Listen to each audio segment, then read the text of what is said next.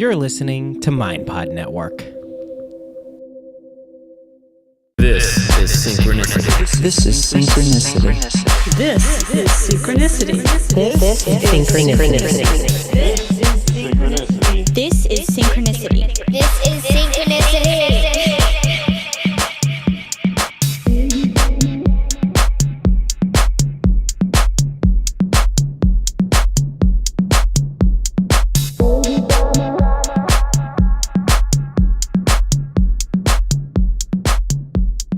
Welcome to episode 40 of Synchronicity. My guest this week is Lily Cushman. Lily is Sharon Salzberg's assistant. She runs and founds Brooklyn Yoga School in Brooklyn, New York. She has a record label. She is super cool and just does a whole lot of stuff that I find particularly interesting, and I think you will too. So listen to that. We're sticking with the format from last week where I just give a very brief overview of who the person on the podcast is, and then Jen and I talk about other stuff that hopefully doesn't bore you. So let's talk about the stuff that hopefully doesn't bore you this week. Podcast reviews have been coming in, and I think I got my favorite review yet, and it's a 4-star review. That's not an invitation to only do 4-star reviews, but Julie R70 from the United States of America left this review, and I'll explain to you afterwards why I love this review so much. All the MPN stuff is great. This is Julie saying this. All the MPN stuff is great. Not sure how or why Noah feels like he can talk about spiritual matters like this, but his charm and insight has won me over. Great cast, but not every episode. So thanks, Julie. I love that. I love that review because I think it's the epitome of honest. And I think I actually feel probably like Julie does too. I don't know. I hope that I don't come off like I'm talking about spiritual stuff as like an advice giving thing. Not my intention in any way. I'm like you, figuring this stuff as I go along. I've had the amazing benefit of being with and talking to people who have been doing this for the majority of their lives. I'm a big reader, but I don't know what I'm doing. So I think that's a really astute thing to notice. I don't know how or why I feel like talking about this stuff. Hopefully I'm talking to guests mainly and getting their perspectives and not necessarily offering my own. But I'm sure I do. And then I like that she says, great cast, but not every episode. Yeah. Thank you for that. I probably agree with that too.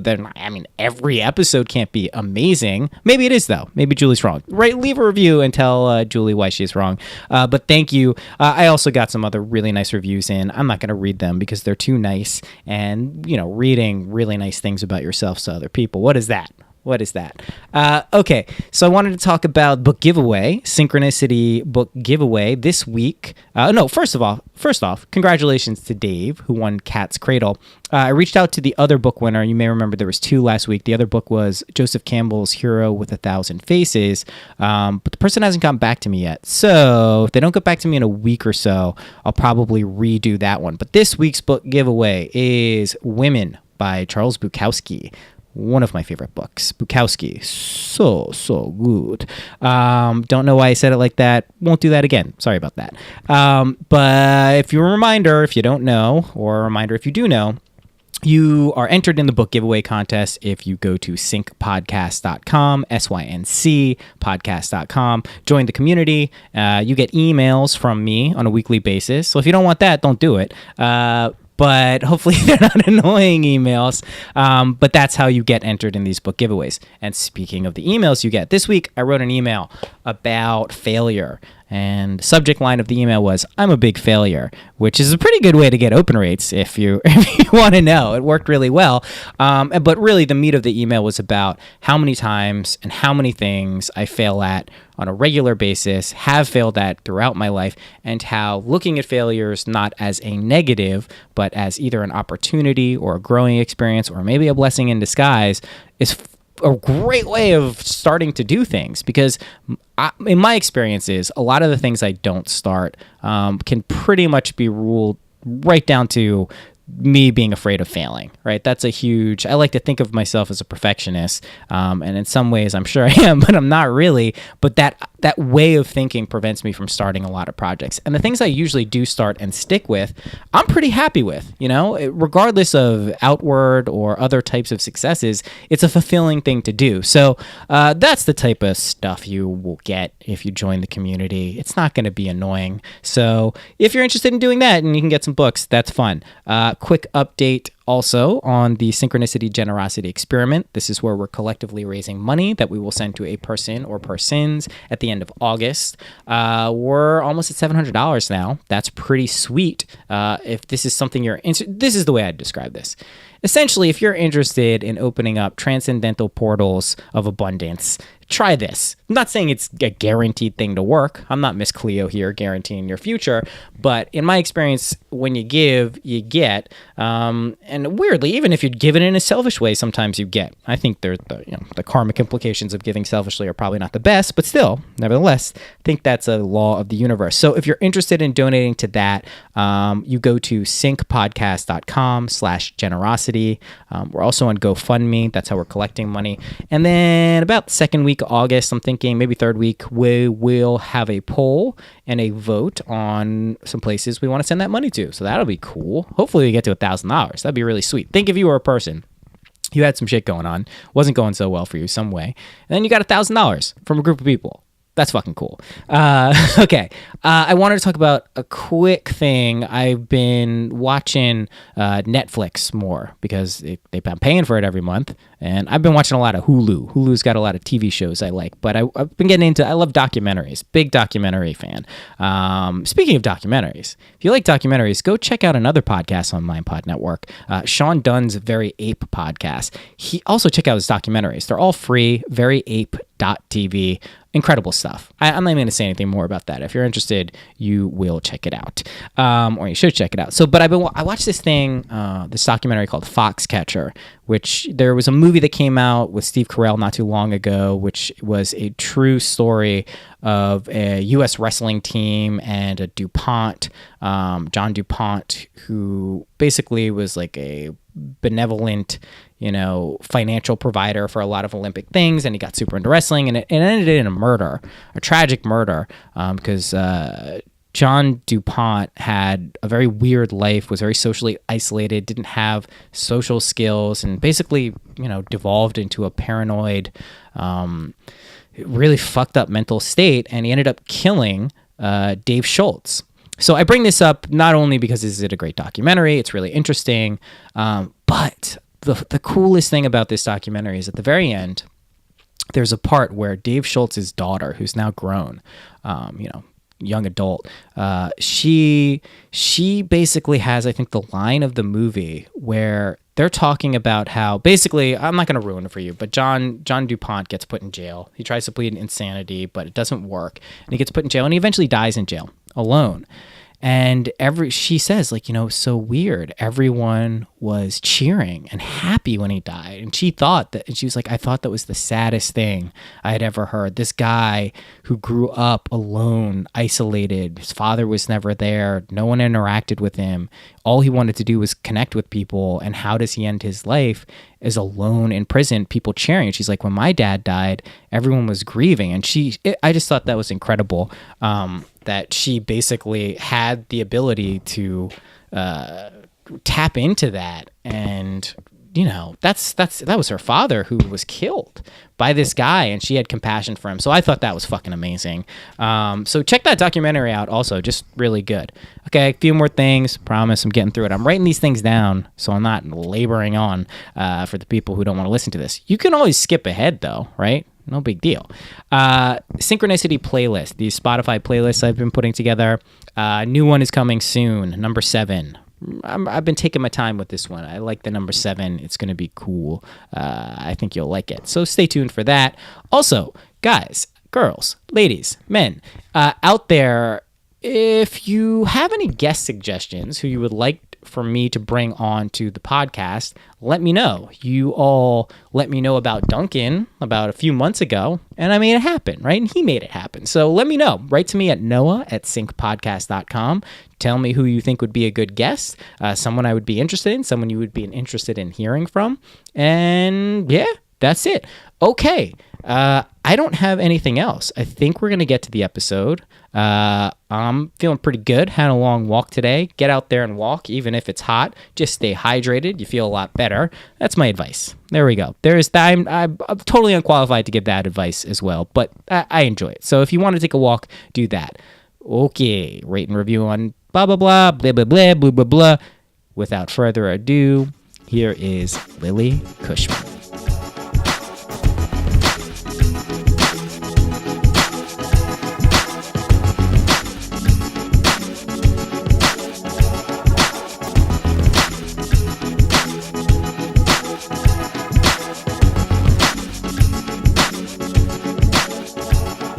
Hello. Hey, what's going on? Hello. I'm going to turn my video off. Okay. Oh, no. If you're going to turn yours on, what's going on? Hi. How you doing? I'm all right. Yeah. How Good. are you? I'm good. I just want to make sure that my settings are correct. Yeah, and let me know if you want like more level from me. No, you sound great. Do I sound great? Yeah. Good. I think I am good to go. Speakers, perfect. Input, good, great. Yeah. How hot is it in the city? It's pretty hot. Today's actually a lot better than it's been. Yeah. It's been like, 90 feels like 145. Oh man, it's like that here. I think it's worse here. I've been looking because we're comparing temperatures as we plan to move back up to that area. And it's just like the little bit of coolness it gets from like those 200, 300 miles is actually like pretty significant. Because here it's like brutal. Like we haven't our poor dog hasn't gone out in like a week and a half for our serious walk because it's just like oppressively disgusting out there. Yeah. It's gross. But we're inside. Oh, you're in Sharon's place? I am, yeah. Cool. This is Sharon's place. Awesome. Where is Sharon's place now? It is right on 14th Street and 5th Avenue. Oh, cool. That's not the one near the Reuben, is it? That was another one, right? That was it's still close to the Reuben, but a different place. She considers this a different neighborhood. She's like 3 blocks from her old apartment. I guess it's all relative. Yeah, totally. Hold on, let me turn my thing off. Thank you, by the way, for coming on. Yeah, I'm so excited.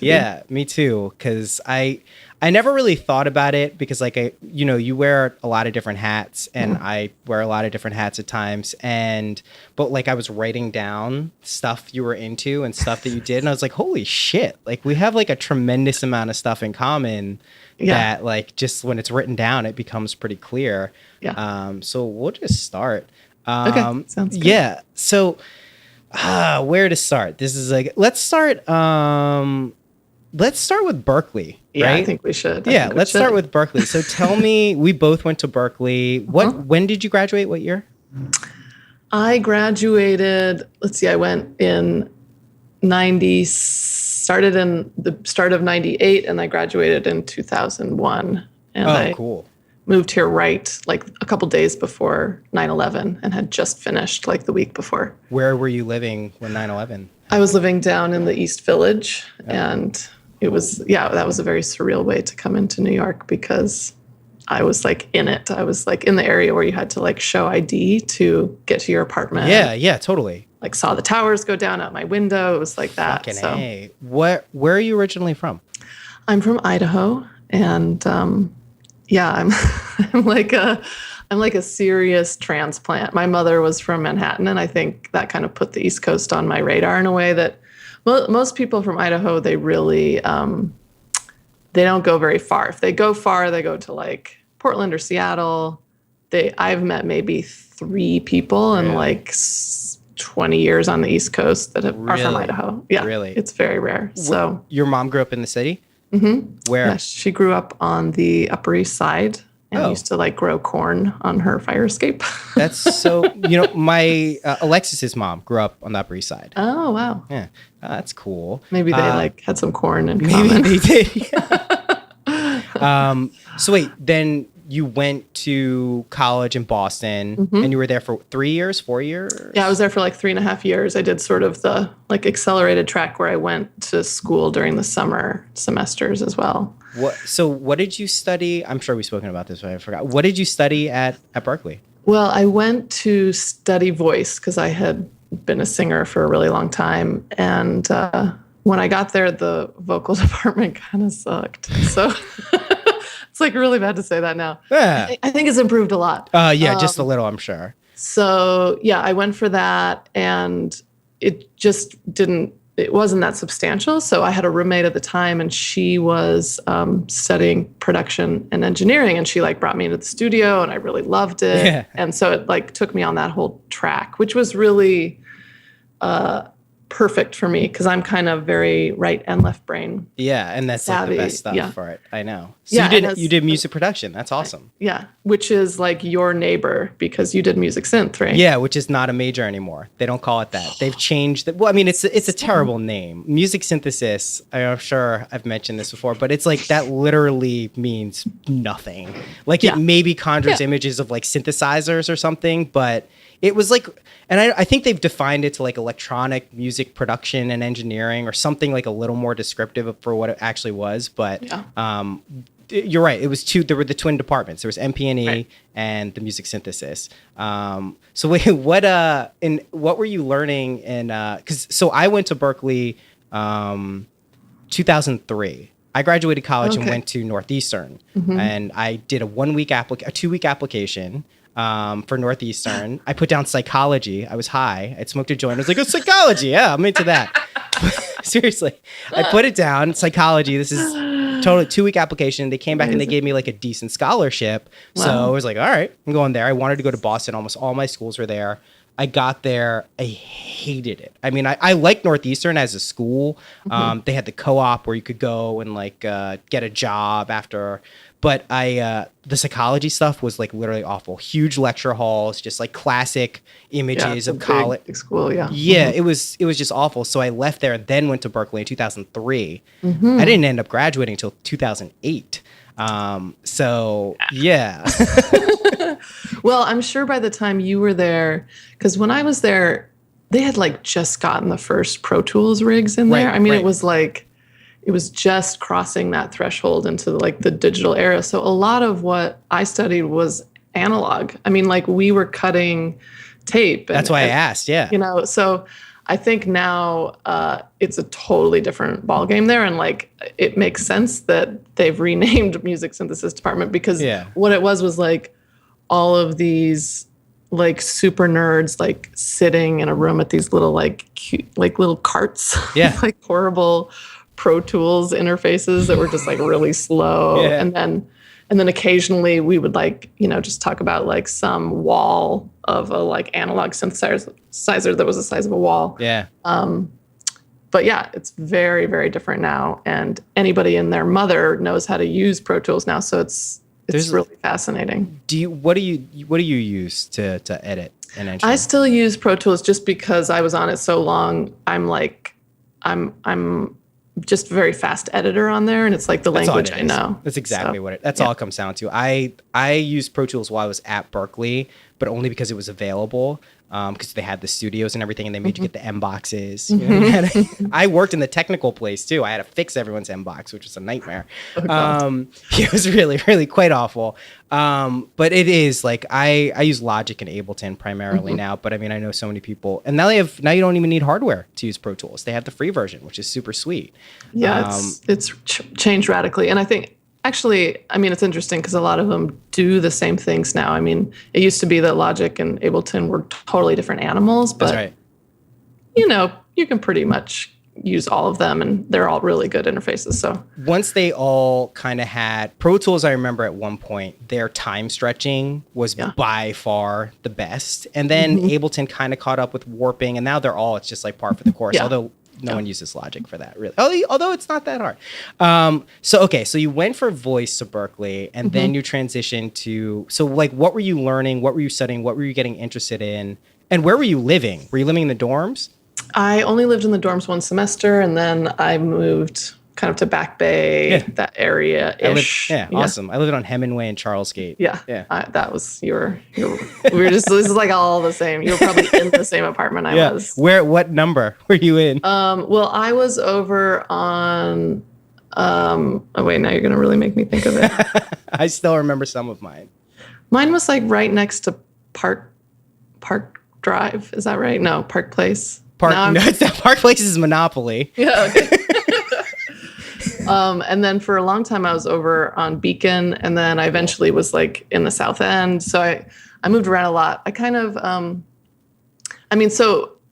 there, as you know, it's like you still study your instrument. So I was still doing all of that, and I had a really great private vocal instructor, and I was kind of going through that process and doing ensembles. I actually grew up singing jazz. So I was like in this weird pocket in Idaho where there was this really great jazz education program. So that's awesome. They were really excited about someone like me because Berklee historically is a jazz school, but it's just like a dying art. So it was kind of an interesting mix. And then I got, in MP&E, it was like, it was fun. You would study just like all this classic stuff. And it was a real mix between like the technical side of like learning about condenser microphones and like studying like the Beatles production, things like that. Cool. So in that way, it was like really a classic production base because you just studied like sort of the greats. And then it was amazing because you just had access to the studios. Yeah. So you could just go in there, and none of the people in MP&E ever slept because the times when the studios were most available was in the middle of the night. That's right. And you would just like go get all your friends together and go in the studio and make something. Yeah. And it was really, that was the way we really learned. And it was like, I think I was like one of maybe 4 girls in that whole department. I was going to say, it was even when I was there, like a few years later, like in synthesis, there was maybe, I remember like two, maybe 3 girls in who I ever saw. And through my whole, because really like after school, I came to New York and I made my living as an audio engineer for like 10 years and no women. It's just a very male dominated industry. And that's been one of the nice things about the change in technology is because it's kind of nice to get the other half. Well, it's an equalizer. Like citizenship in there. Yeah. Yeah. And it's a total equalizer. Yeah. I don't think I had one female instructor at Berklee the entire time I was there. And I was over the course of like 5 years. That was always, it is good to have women represented in most things. Like a little, teeny little like bit. In the creative arts, like not a big thing at all. So when you moved to, let's go back. So you graduated Berklee and then you moved to New York. Then 9/11 happened. When did you move to New York? Like what month? I moved on September 1st. Holy shit. Yeah, no, and I was like in boxes. I didn't. My dad had just come to like help me move. I was 21. I was just really young. And what was really bizarre about that day in particular is like, it was election day. It was a Tuesday. And so I woke up, I don't remember the exact time, but it was like, I woke up right at the moment when the first tower went down because all these people outside were shouting. And I thought it was like something related to the election. Yeah.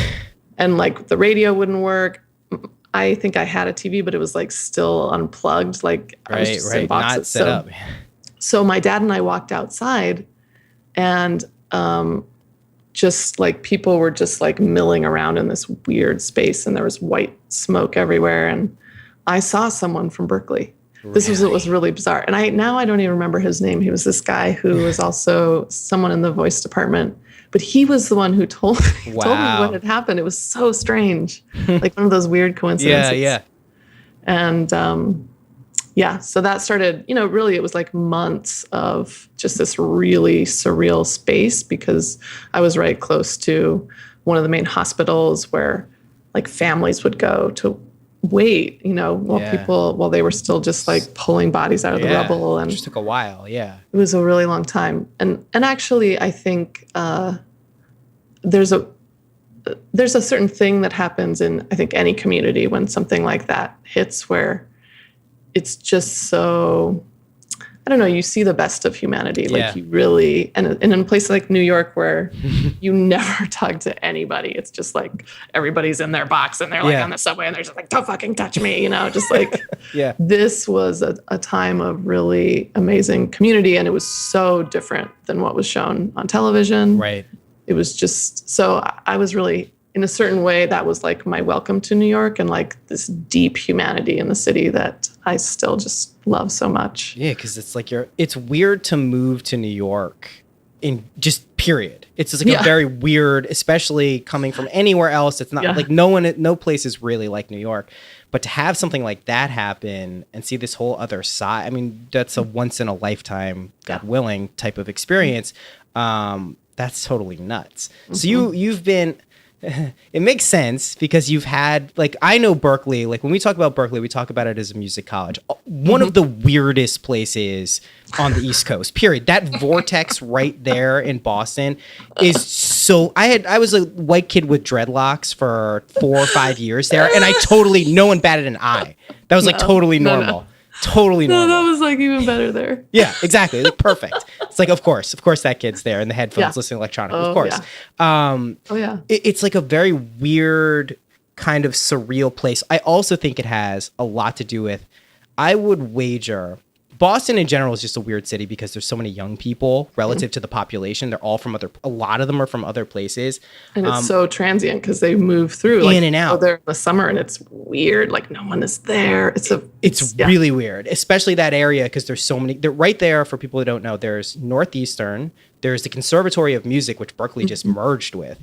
And there's what else? BU people infiltrate through there. Emerson is not that far away. There's just like a lot of colleges condensed in this area. But when summer rolls around, so many people leave. It's like empty. It's the weirdest place. But what I was saying is, I always got the impression, I was one of these people, there's so many people doing psychedelic drugs right in that area. Those dorms have the weirdest energy I have ever come across. So just so you know, I went to a 5-week program to Berklee when I was a sophomore in high school. It was like a summer thing, and that's the first time I ever tried LSD. And I was I was like 15 in Boston in the 270 dorms on Commonwealth, the weirdest building, just a freak building. And it's a really weird building. So weird, really weird. And I had a friend who I met there. I mean, we became friends. He was from San Francisco, and he's like, "Hey, listen, I have this stuff. It's called Sunshine LSD. Do you want to try it?" And I was reading about LSD. I was very interested in it. I had done like a school report on it that still exists on the internet. It was. I'm gonna have to look that up. Oh, it'll hit. Search for my name. It's like the first thing that comes up. Can't escape that. My dad helped me put it together. But. Yeah, so I had known about it, but obviously, for anyone who's done a psychedelic, it's hard to explain or even prepare yourself for what the experience is going to be like. So he was like, okay, I have some of this stuff. Let's try it. Ended up taking 3 tabs of this sunshine acid and tripped for 18 hours. About hour 12, 13, I call my dad. I'm like, hey, I think I'm permanently like this. So can you tell me what I'm supposed to do? And a weird thing happens when I take psychedelics. I have like that one, but I have like a weird preternatural like calm about me, even though inside of my head, I'm like, it could be 8 million thoughts on top of each other. I'm freaking out, but I seem like super normal and composed. And he's like, you sound totally normal. I'm like, yeah, I'm not like, I'm totally freaking out. He's like, oh, get some orange juice. But that kind of set up my experience for like what Berklee was like. And I continued in college, and you meet a lot of people, and it's a weird area. But it's interesting because I always felt like Berklee was like this alternate mystical universe. And then for you, I'm curious if it had the same impact. And if it did, like that, you went into a weird mystical in a completely different way experience by going to New York and having a tremendous global thing 2 miles away from your house. Yeah. I mean, that's nuts.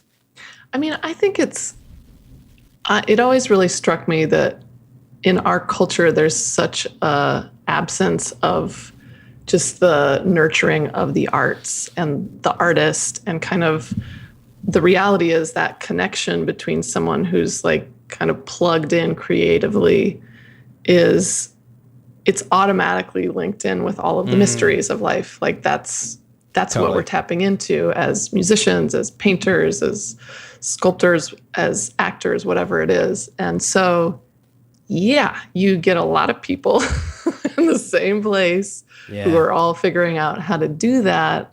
And it's a pretty fascinating environment. and just like all of the weird ego tripping that happens because it's like the music industry too. Don't forget, like we're talking about the fun, mystical, learn spiritual lessons thing, but it's also a microcosm of the music industry. And right when you and I were there, this is Napster type era. This is the whole thing is changing. I remember being in a music business class. I'm like, none of this shit makes sense. This is wrong. Mechanical licenses? Sorry, that's not how this works anymore. Yeah.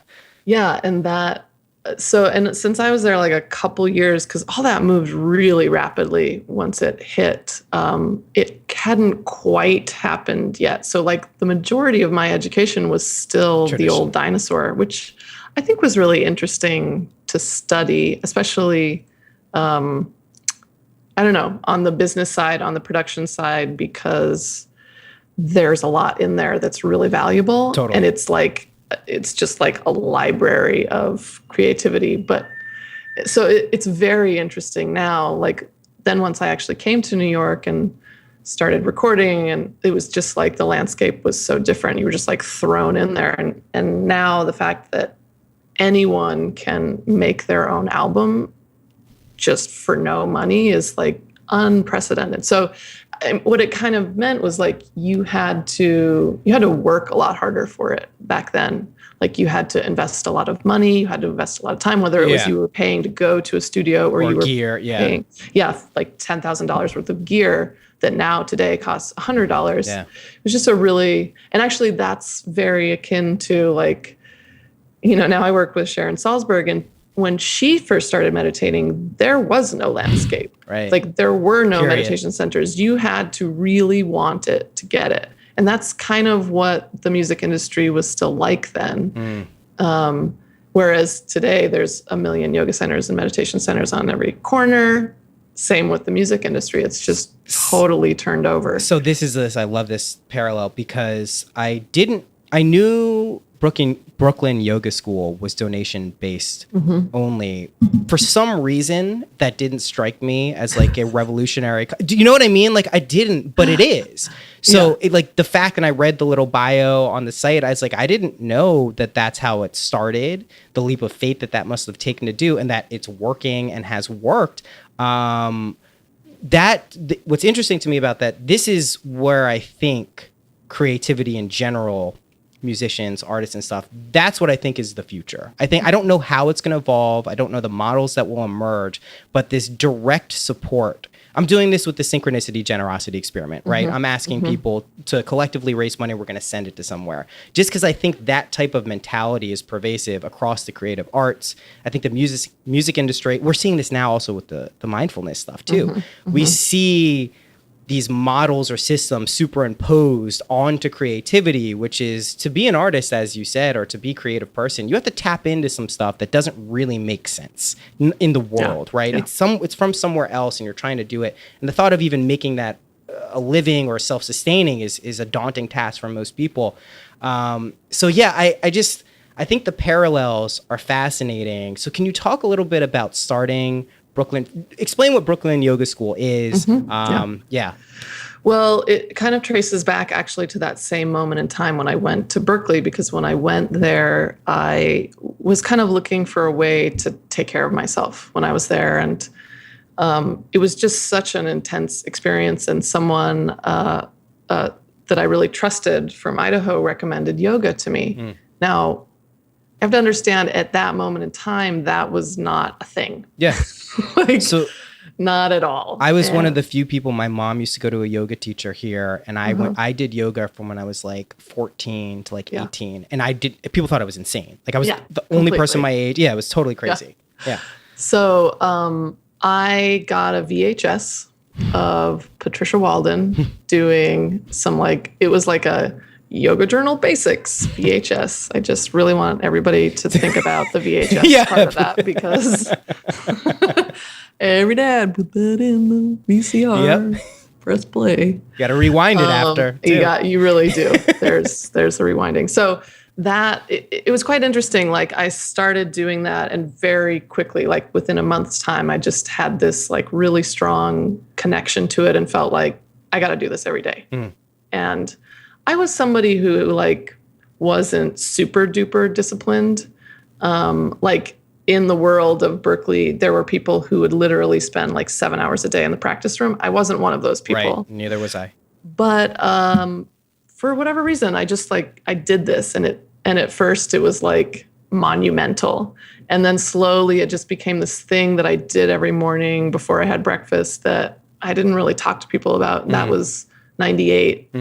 And so that just was like part of the kind of fabric of me for a long time, going through school, going to New York.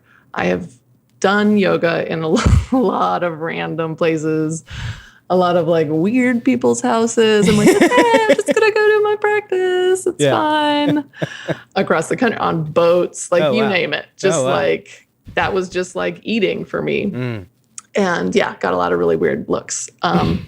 So when I came to New York, I kind of, it was maybe 7 years or so, I was really working on my music. I recorded an album. I was making a living as an engineer, but it was just a really volatile time in the industry. And there was a lot of up and down of like getting a contract that seemed like it was going to come together and then it falling apart, and going to London for Universal Records and then nothing and like that.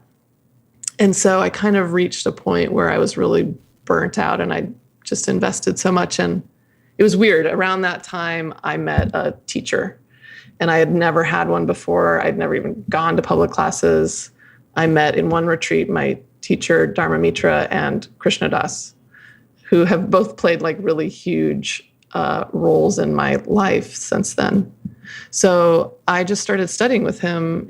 Dharma lived here in the city and had a studio. And in a very short amount of time, I just went deeply into that world and was soon, and it was good timing because I needed to take a break from music. And I was just like bloodying myself creative, just like trying to get things done. That's like the worst when you're like trying to finish a song and it's just like killing you. There's nothing worse than that. Yeah, there's nothing worse. So I made a real decision to kind of step away from that and go into this yoga world. And pretty soon I was like managing a center and just doing different things. And that all kind of led to me teaching, which was not something I ever planned on doing. Right. It's like one of those like, surprise, now you're gonna have this whole part of your life. But it was really interesting because it pulled together a lot of different facets for me. Like teaching is a very creative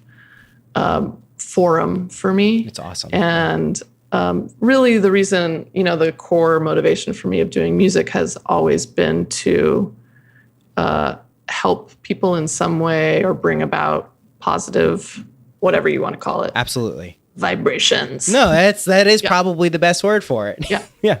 So this was like right on that same track. And in 2010, I just had this idea that this was kind of the beginning of the real yoga boom, and it was starting to get really popular. But here in New York, it would cost upwards of $25 to take a single class, which still seems absurd to me now. And so I just like this thought like trickled down to my brain, like, what if you taught by donation? And then I said to that thought, like, that's a crazy idea. Because I was like in debt. Yeah. Like whatever, that's crazy here in New York. And so I was like, okay, well, if that's what I'm supposed to do, then just like put it in my lap. I'll do the work. Right. And like the next day it was a weird series of events that brought me to opening BYS. Yeah. Like the next day someone like gave me $1,000 and was like, you should open a studio.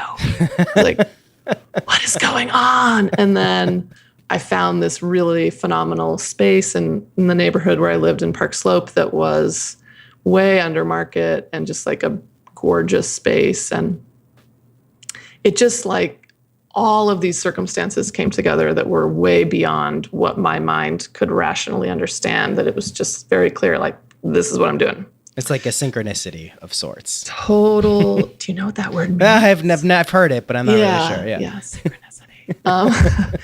It was really, that was a big like window that opened, and all these things just kind of came in, and it was still a lot of work. It was like raising a lot of money, and like it just sort of came into fruition. And so all of the sudden, like 3 months later, I was opening a studio and teaching almost literally all the classes. I was teaching like 25 classes a week. And we just had a vase there. That's just a vase. It was just, like, I didn't even talk about money. I just was like, whatever. Let's just do it. Yeah. And, so now it's been like almost 7 years of that. And we've slowly had to kind of implement a little more structure around the pricing. Like, sure. Eventually, people started taking money out of the vase instead of putting it in. So we had to go to a box. Yeah, that's not what that is. But, I mean, it's been really interesting because really my motivation was to make the teachings accessible. Of course. And it wasn't to, like break through the financial status quo of our culture. But I've learned a lot about that and just, it's a really unusual thing to present someone with a situation where they have to choose the value of, what they're interfacing with. You're not going to tell them how much it's worth. Though. It's interesting. I love it, but I also realize the inherent risk that can come along with something like that, which is why it's extremely impressive and gratifying to see when it works, right? Because you hope that, like, I always think, let's say there's someone in your community who is going through a hard time. They need chemo, but they have no money, right? And someone's sick.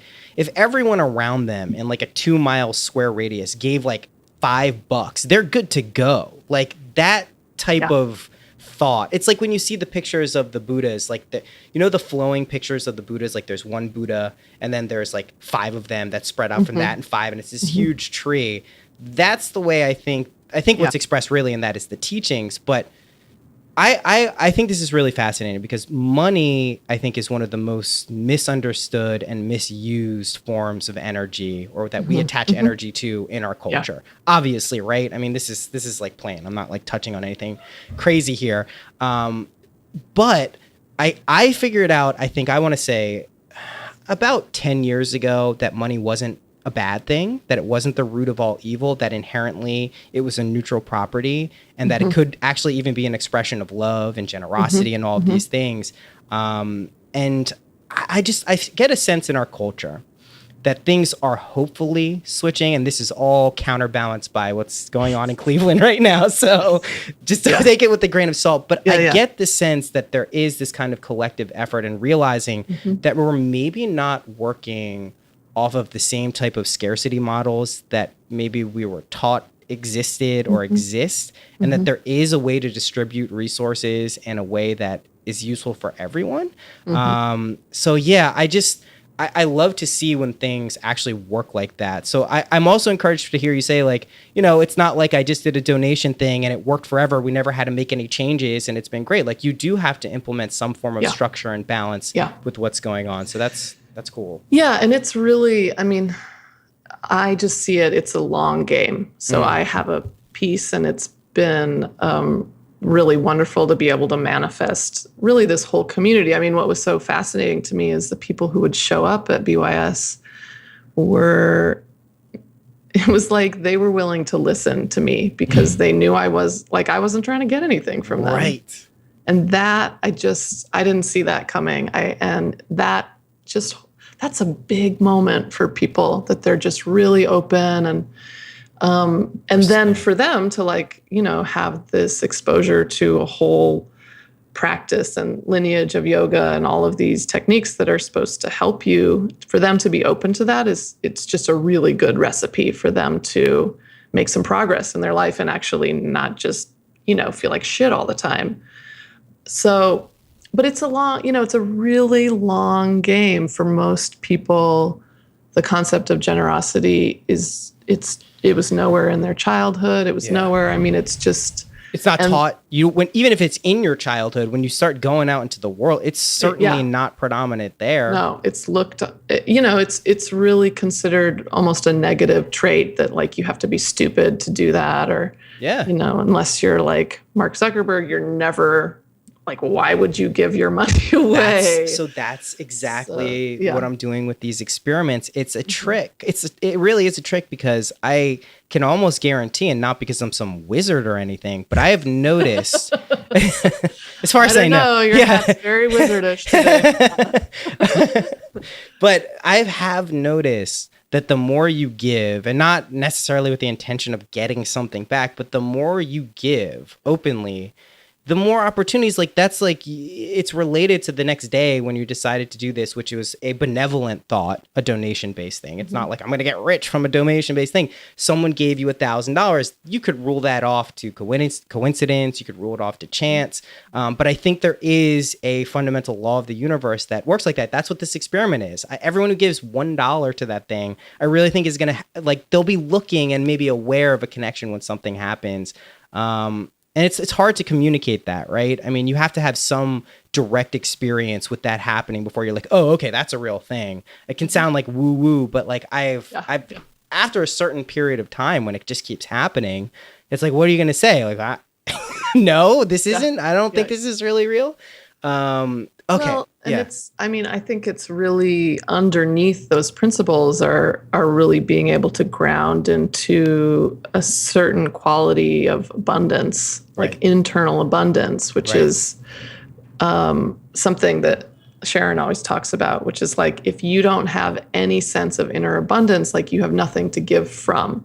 And that abundance, like, who says that word even? It's just not even around. But once people have the experience of like, oh, wait a minute, it makes me feel good to buy a coffee for somebody that I don't know. That's like, it just starts to cut through the cultural onslaught of like scarcity and capitalism, and take, don't need to, can't afford to give. It's too hard. It's a rat race. Yeah. I hope, and I think more people will tune into that as time goes on. And I also think there are people like you, there are people like me who are trying to do this in various ways. I want to show that, I don't know if the sharing economy, I don't know. I don't really love that term, but that some type of economic system can evolve that allows that to be going on. And I hope it happens in the creative fields too. I hope. I think it really is going to take a few people in like the music realm to kind of stand up and become real examples of that. Because I mean, for years, that concept of just like passing the hat at a gig has existed. But I mean, it's the reality of what's going to happen if there's not a shift is that our culture will start to erode because there's not that creative force in it. Like, that's the heart of any culture. It's interesting to me when I get into music conversations with people. I just look back, and I'm not someone who's overly nostalgic for times that I didn't live in, but I just look back to even the 80s and listen to the top 40 songs from any year in the 80s, and you'll hear maybe there's a similar theme, maybe they're different. They're really, really different. And if you look at least mainstream music now, there's so much other awesome music out there. I don't mean to say it's not there. But if you listen to what's popular, people who are making money on streaming services, let's say, because that's the predominant model right now, it's pretty damn similar for the most part. You'll get a breakthrough artist here and there that maybe has a different sound for a song or two. But I mean, talk about a few groundbreaking albums making money for labels anymore. That's not how it works. It's 360 deals where you have to go on tour and that's not a life. I mean, I always thought if you want to be a rock star, that's great that you can go on tour. That's your life. But there's a lot of creatives out there who aren't going to do that. It's draining sometimes just to create this stuff, let alone go and play it out. Right. So yeah, I agree. I think it is going to take some big stuff. I also think it's going to be a top bottom thing too. I think there are going to be people who realize, and we see this where people who are being successful. Amanda Palmer is a good example of someone who's done this direct to fan thing and it's working. And I hope that continues. All right. I want to switch, not really, barely switching gears. Yeah. Let's switch. Let's talk, barely. Let's talk Kirtan. because Okay, yeah. I have had the pleasure. I think the only times I've heard you chant are on New Year's with the 108 Chalisas, which you help. Which is awesome. One of my favorite things. So I guess you met Sri Dharma Mitra and Krishna Das around the same time, and then how did you get tuned in to the KD stuff? KD. Yeah.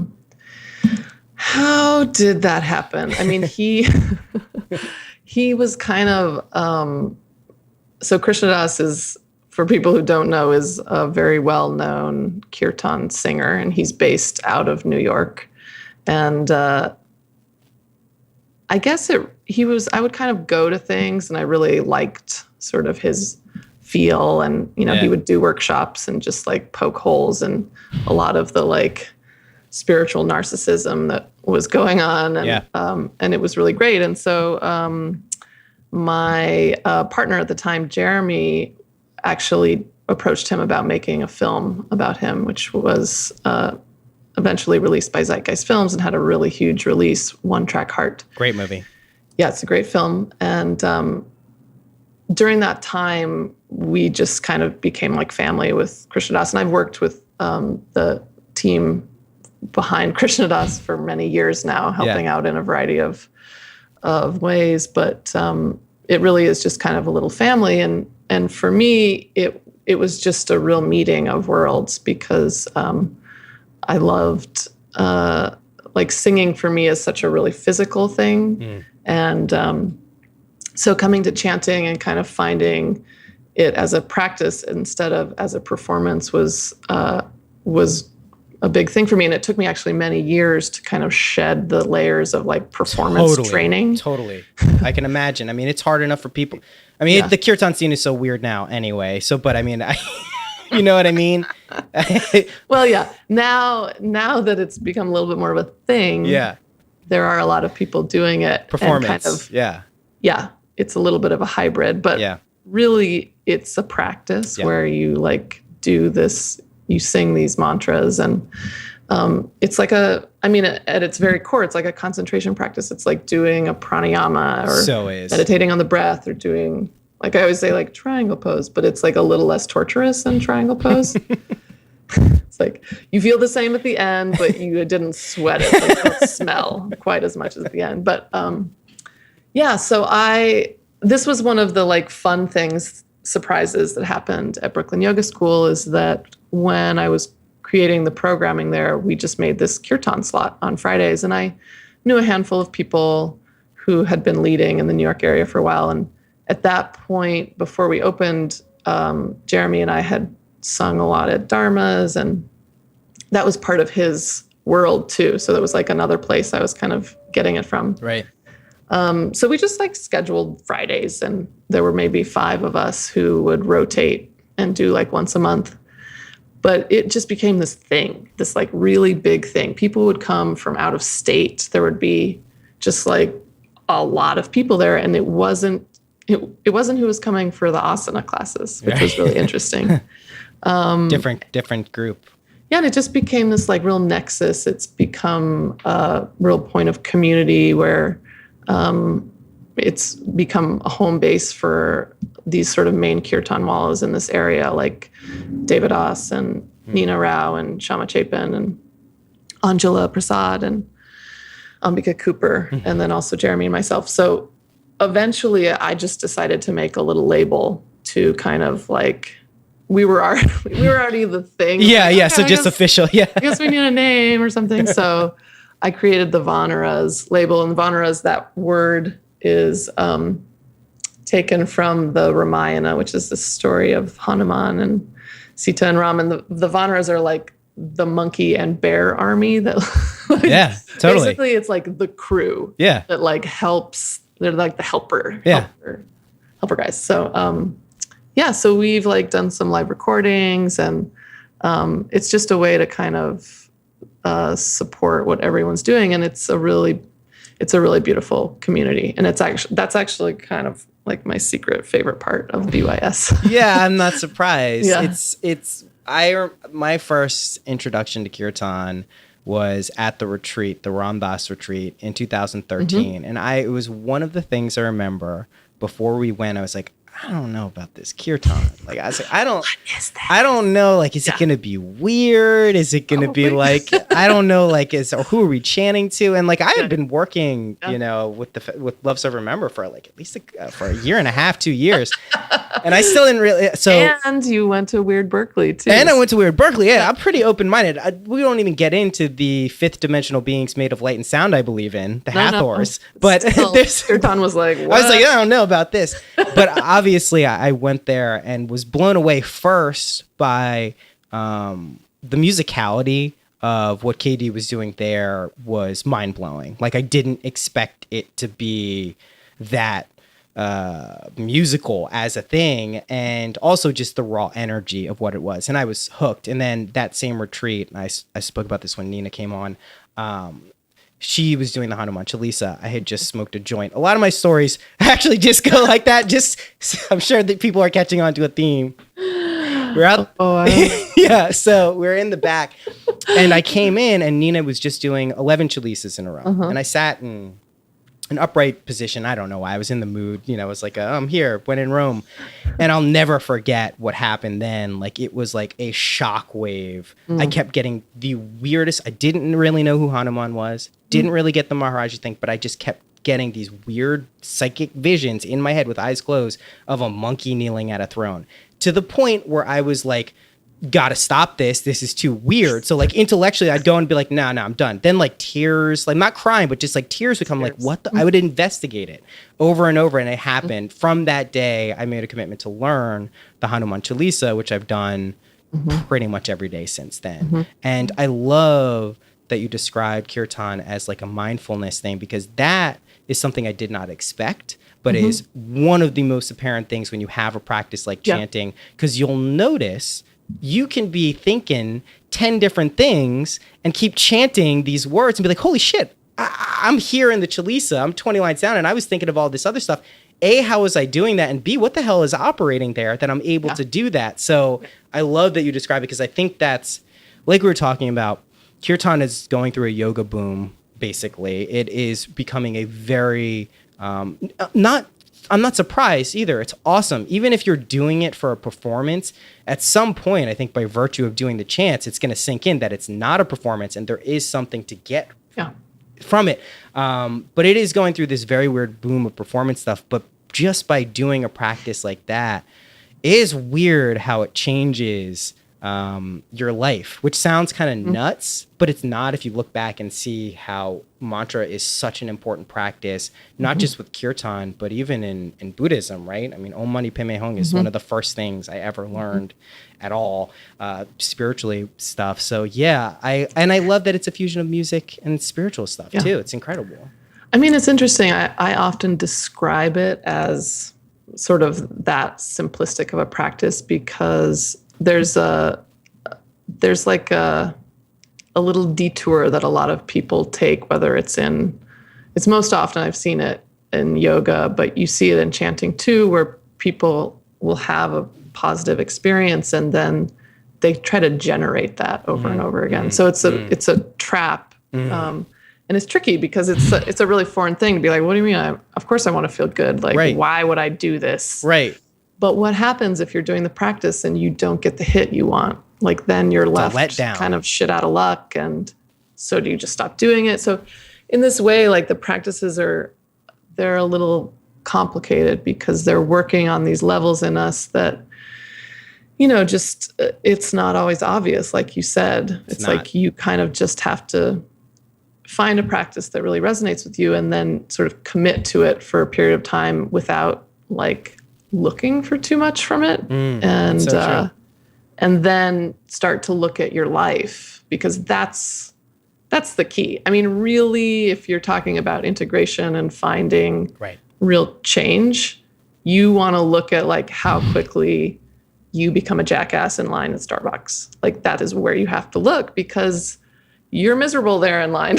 You're the one who's suffering. Right. And that's what, we're trying to sort out, is like, well, how do I have a good life? And any daily practice gives you a reference point, right? That if you're really doing it every day through good times and bad times and everything in between, you then get a referential way of looking at what's going on. And then that gives you some level of awareness of potentially how to change or look at whatever it is. And understanding like the huge variety of states that we go through, like that was what really struck me. Those first couple of years, I would do my practice and just like getting on the mat, and one day you're just like, and the next day you're like, I love it. Oh my God, like, amazing. I hate this. You know? It's like that's life. the mind. That's like the range we're really dealing with as people, and it's an amazing spectrum. But if you are solely at the mercy of that spectrum, ooh, that's hard. That's really hard. And I think it's fair to say that a lot of people, if not most, are at the mercy of that because we're not taught to look in. So I want to go to your other hat, which is super cool. You're Sharon Salzberg's assistant. And you're more, that's like almost, that does not do it justice, what you do for her. Cause we've worked together and talked about a lot of different things. You ran her meditation challenge this year, which was incredible, and had incredible results. So this is something that's always interested in me. I have a guru, right? Neem Karoli Baba, right? But I also really gravitate towards Buddhism in a lot of different ways right now, or really for the past 5 years, particularly Vajrayana, which is not what Sharon teaches, but still there's related. Yeah. They're friends. They're very good friends. Exactly. They're very good friends.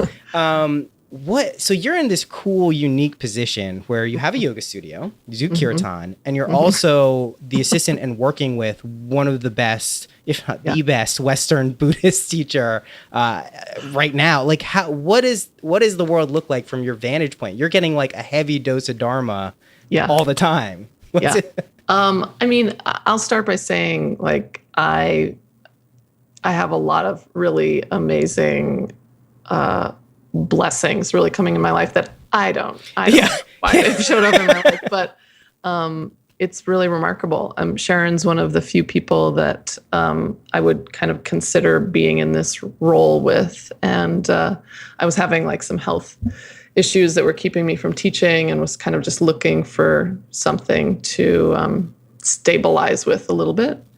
And as it turned out, this role with Sharon opened up, and Sharon's a longtime friend of Krishnadas, so I'd known her, and she'd come to BYS a number of times.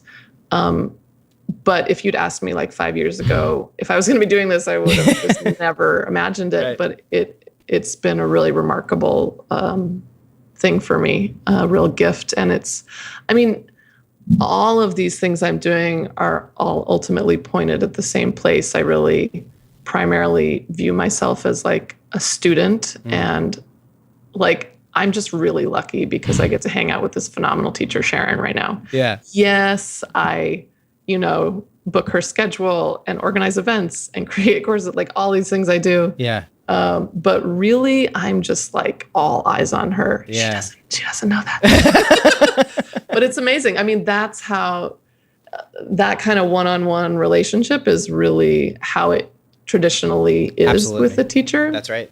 It's kind of like how the transmission happens. And it's like, that's where you really see like how the practice unfolds, because of course we have all these ideas of like what it's going to look like to be a compassionate person or a generous person. Yeah. But, life is extremely complicated, and we're constantly faced with scenarios where we want multiple things that conflict. And, it's just like, it's not easy to figure that stuff out. So to really have someone who is steeped in 40 years of practice and just like solely focused on that. We just had the 40th anniversary of the Insight Meditation Society, which Sharon founded alongside with Jack Kornfield and Joseph Goldstein. And that was I was like so happy to go to that party purely just to like sit in a room with those. Yeah, totally.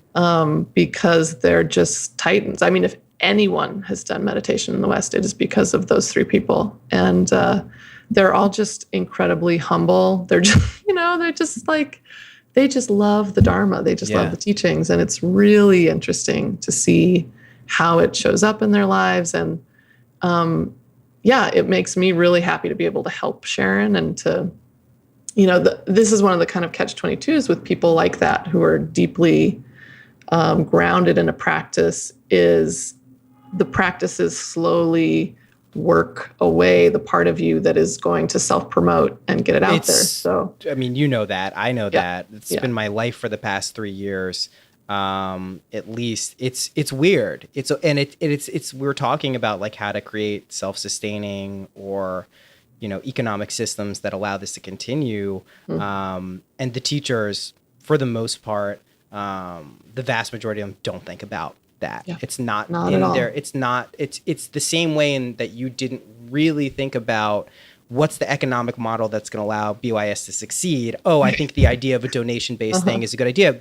But what's paradoxical about that is, I think because the intent and the aspiration are so pure, if we want to say there, things can tend to work out. How that charts over time is a different thing. But yeah. Well, and it relies on people like me to come along and say, like, oh no, we need to take care of this person. And there is a definite need in all of these spiritual communities to really take care of the kind of elders and the teachers, because it's just very unprecedented kind of what's happening. I mean, part of what was really interesting about the 40th anniversary is there were just a handful of different events. And at one of them, Joseph Goldstein was talking about the difference of how they receive the teachings in Asia, and then what was appropriate to kind of bring in here into a totally different culture. Right. And that they really had to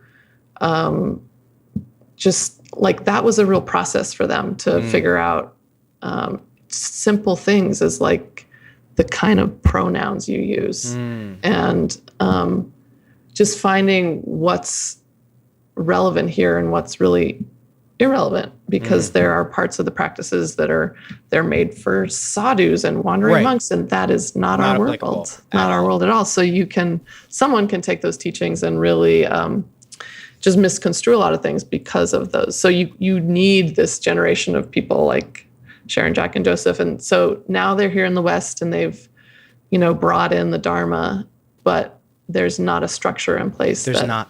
Takes care of them. So not only not a structure in place that takes care of them, which I know you and I were trying to work towards developing that structure.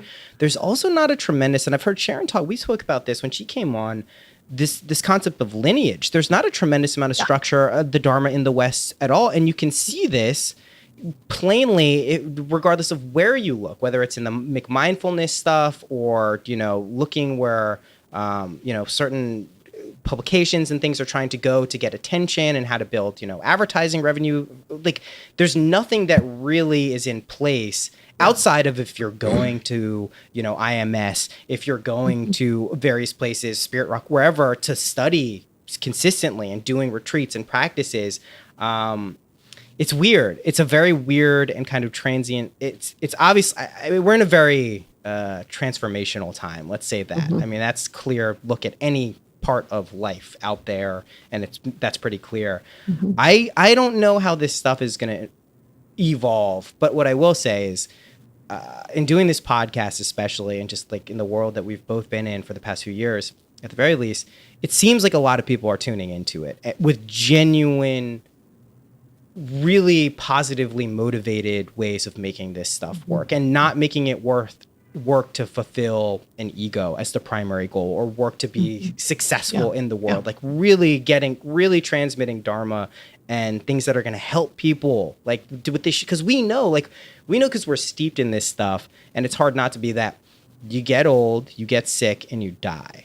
Most people don't think about that. Dun, yeah, exactly. Oh my God. No, it's true. Like, there's so many classes I've started with, like, okay, so we're dying. Yeah. It's like, it's so shocking. They just even say that to somebody. We were just you were there too, Mingyur Rinpoche, right? So here's a question. Now this is unrelated to what we're talking about. So Richard Davidson called him Mingyur Rinpoche. Yeah. I am 99.9% sure the correct pronunciation is Mingyur. I'm trying to like prove this anecdotally because I want to know. That's what Sharon calls It's Mingyur, right? I thought it was. I was Yeah, like, it sounds he's more like Mindra. because like his father was Urjin, right? So I think what's funny to me is how nice of a guy Minja Rinpoche. And we were both at this thing. He's such a nice guy that he's never corrected Richard Davidson. They've known each other for decades, and he's never said that's not my name. It's like if someone's going like Nua for like, I would probably say that, it's not my name. Yeah. How awesome was that though? That's amazing. It was an amazing event. Yeah.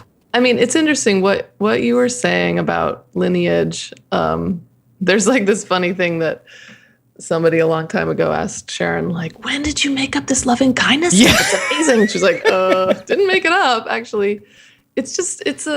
I think it's very unprecedented what's happening where now in our culture where the majority of these teachings they're not a part of the culture. It's just a really different process.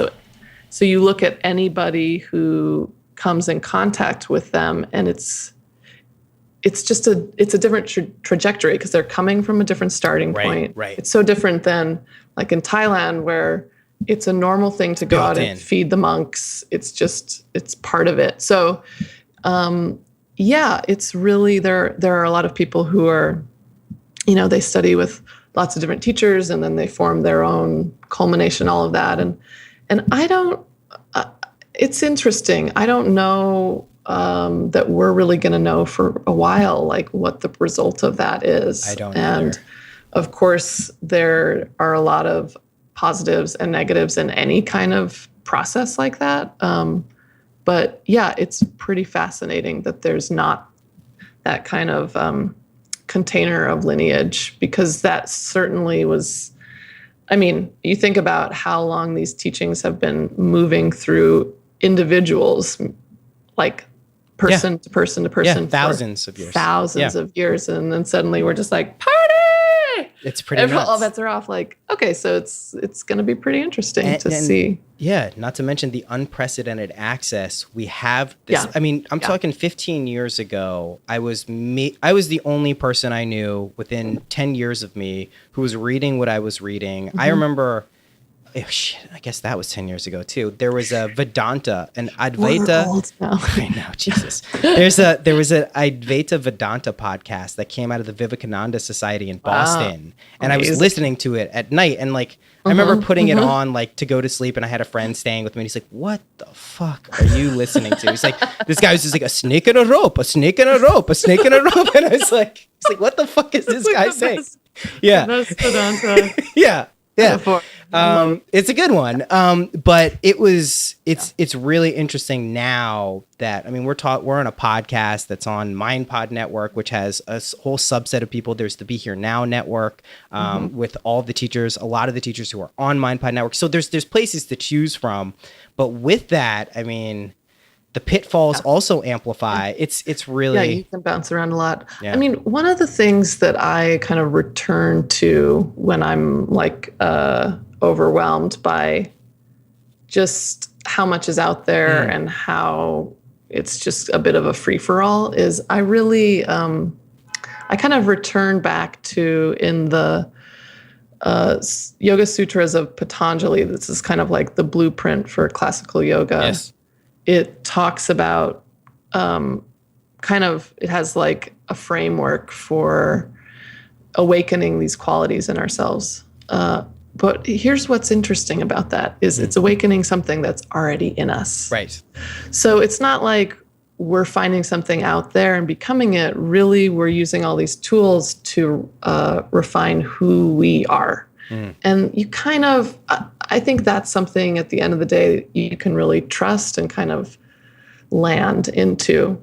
And that, like, ultimately, I think people do really know, like, what is a good way to be in the world? What's a way that feels good to interact with another person and what doesn't? Like, you see that all the time with kids, right? They have to try it out. They have to like punch someone in the face and then see like, wow, that doesn't feel good to do that to somebody. Right. And so I return to that again and again. And I think that's a really nice way to frame it also for students because there is a lot of kind of confusion and chaos on the path and all kind, you start doing these practices and shit opens up and all of a sudden you're just like, what? Totally. you're there crying at the kirtan. Yeah, exactly. What the This fuck? monkey. Yeah, exactly. But to kind of like ground it back down to like fundamentally who we are as humans and like what we want to do with our time here that is just so precious.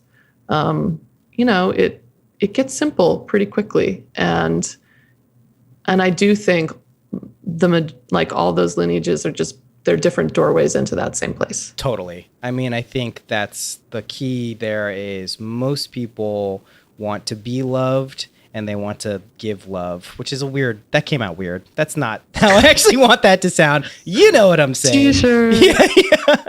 Yeah. Lily, this has been awesome. I have one last thing I want to ask you, and then we'll do this again. And when I'm up in New York, when we move, we'll get to do an in-person one. Okay. I want to come by BYS. I can't believe I never made it there. You got to come and sing.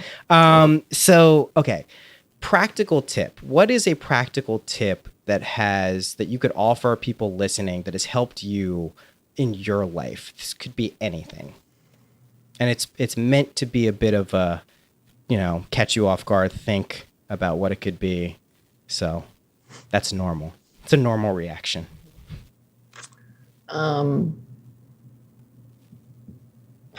Yeah. Okay. Here's a practical tip. Are you ready for this? Yeah, I'm totally ready. Okay, so when you buy potatoes at the store, if you keep them like in a dark place, they're going to last longer. So you're saying the ears won't sprout up if Right. So you want to know something interesting? My sister told me this. This is very interesting. This is true too. Do you know if you keep bananas next to other things, those things will ripen faster? That's a fact. I've heard that about avocados. Yeah. So if you don't want something to ripen, or if you do want something to ripen, put a banana next to it, and this works for potatoes too. So if you put a banana next to a potato, it won't last long. Do you want me to think of like a real answer? Yeah. Well, you think a real answer. Okay. I think one of the biggest things for me has come out of the realization that not all of our suffering is a given. There are certain things that we encounter in our lives that it's painful. That's just the deal.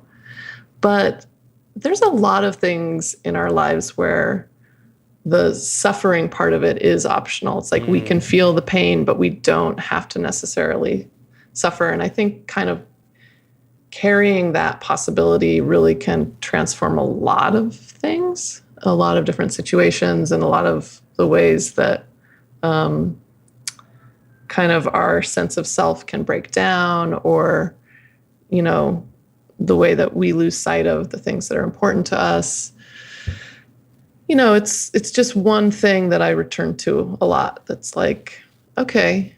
And in those moments when I really am suffering, I look to see like what's what in that. Right. Like, okay, there's part of this that's just pure pain and I have to feel that. That's just the deal. But I can start to see the other layers that are there that really are optional and have come to just recognize, like, it's like seeing your old friends, like, oh, right, there's that part that like always thinks I'm whatever. Well, you also secretly gave two pieces there, which is awesome, which is when you do recognize what's maybe not optional, leaning into it and feeling it. I mean, because a lot of people do not want to feel it, right? Yeah. They don't want to feel the pain because it's too much. It's just too scary. It's going to hurt. But leaning into it, and then also, like you're saying, this is the second arrow thing. Once you get hit with an arrow, that's painful enough. You don't have to dwell on the fact that, holy shit, I got an arrow on me nonstop. Mm-hmm. Pull it out. Deal with it. Get it out. Push it through. It through. Yeah. Awesome. So awesome. This is really fun. This is fun. Yeah, right? We'll definitely do it again. Thank you so much, Lily. Thank you. And have an amazing day. You too. Okay. All right. Bye-bye.